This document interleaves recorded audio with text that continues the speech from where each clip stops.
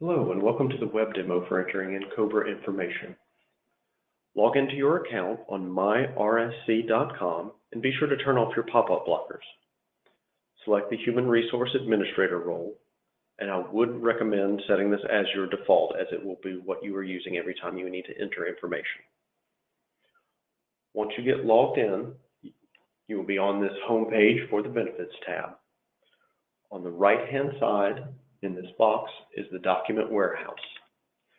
This contains all of the COBRA correspondence that we send back and forth with you. You will receive 3 reports on a monthly basis: the Qualified Beneficiaries Report, which is who is in the election window, the COBRA Participant Report, who is currently enrolled on COBRA, and the Premium Distribution Report, any funds that have been collected for COBRA payments. Other notices that will appear out here are going to be the Notice of COBRA Termination and the First Payment Notice.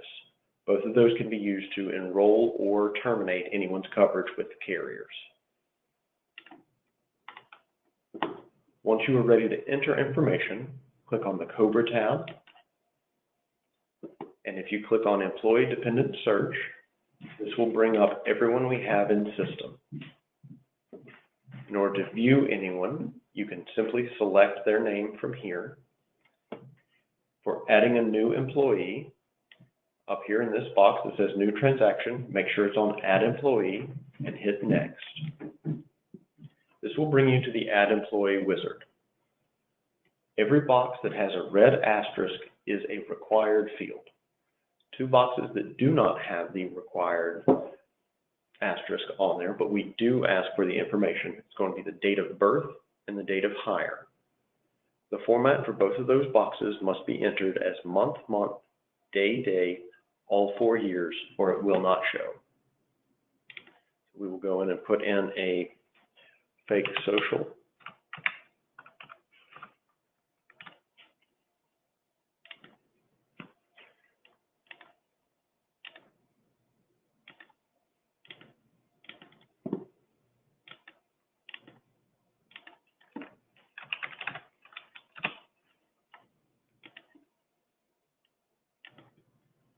Again, for date of birth, it does need to come up in the format of month, day, all 4 years.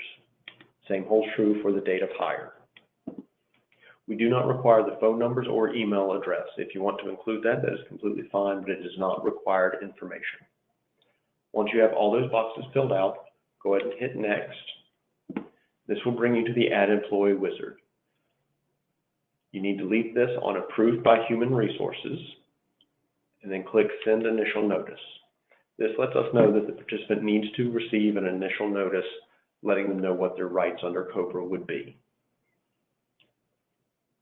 Once you have filled that out, you click on Save, and that saves the individual. For a new hire, you are completely finished at this point. So you can come down here and just click Finished, and it will take you back here.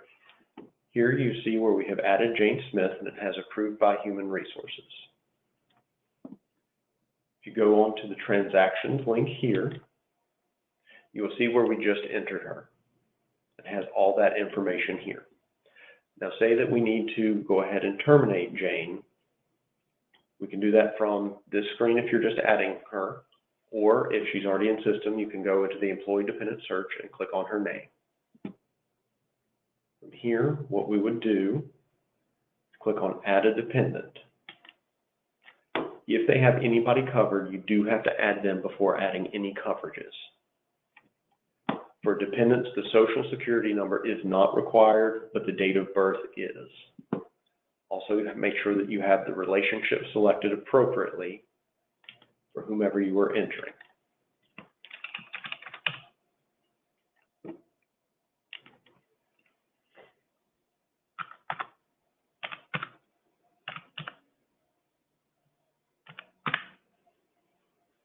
Once you've entered in the date of birth, go ahead and click Next. In this case, we do not need to send an initial notice, as they will be receiving their COBRA information from a different screen. Click on Save. If that's the only dependent that you are entering, you can go on to the next step. If you have more to enter, you would just click on Add Dependent and go through the exact same cycle again. We're going to treat this as though it is the only dependent that Jane has. So go to Add Coverage, and here's where you have all of your benefits. You can only do these one at a time. So start with the very first benefit they're enrolled in, hit Next, select the correct tier in which they are enrolled, and hit Next. At this point, you would select every member who is covered. The effective date has to be entered into this format, including slashes. The effective date is going to be either the beginning of the plan year or when their coverage was activated, whichever is the most recent.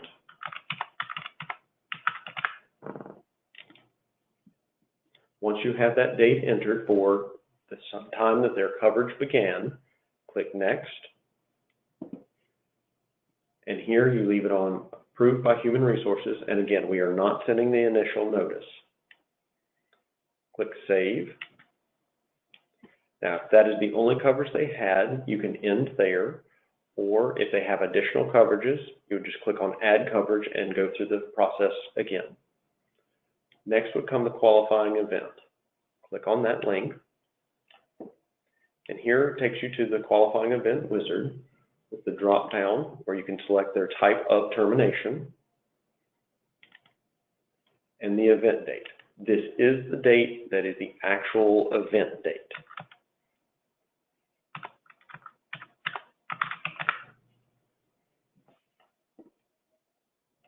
Click on Next once you've entered the correct date.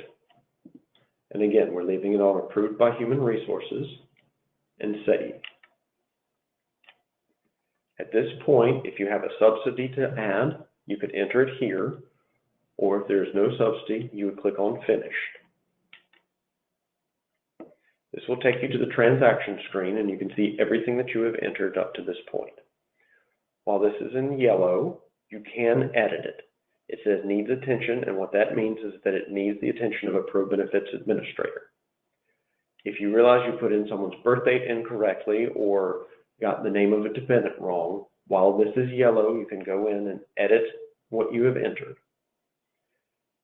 Each day at 5 o'clock Eastern Standard Time, we pull through everything that has been entered, and depending upon where it is in the process, will show up as a blue box or a green box. Once we've pulled that through, we will have that processed and generate whatever required COBRA notice is needed. For the majority of the groups, this is all that would be required to send the notices out. We do process these each day, and we'll get the notices out usually within 48 hours of receiving them. If you have any questions during that time period, please feel free to contact your administrator. Thank you.